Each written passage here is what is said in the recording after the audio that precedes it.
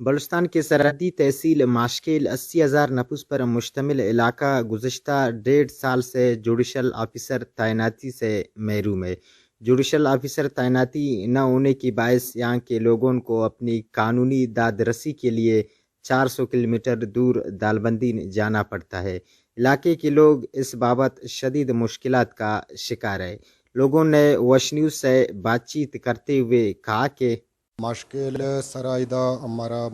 جوڈشل magistrate بوتت کے مخلوق کیسانا امام دا اللہ کرتن نون یکنیم سالی بھی کہ جوڈشل مجسٹریٹ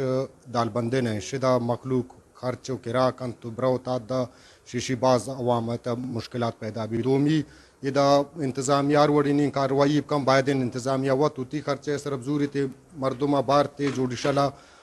پیش کن شی وجہ ادا رو پرو جرائم پیش ہے زیادہ بہ گئے علاقہ تھا میں علاقہ تھا ماشکل کا ماشا chief justice Balochistan high court گزارش کرنا نو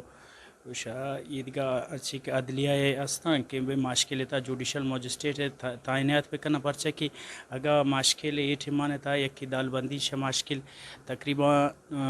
4-5 گھنٹے رہیں یا بے دال بندی نہ روگی کبھی پہ یک ادنائیں پیشی خاطرہ معمولی کیسی خاطرہ یا معمولی ضمانت خاطرہ یا بے خاران روگی کبھی یا بے بسیمہ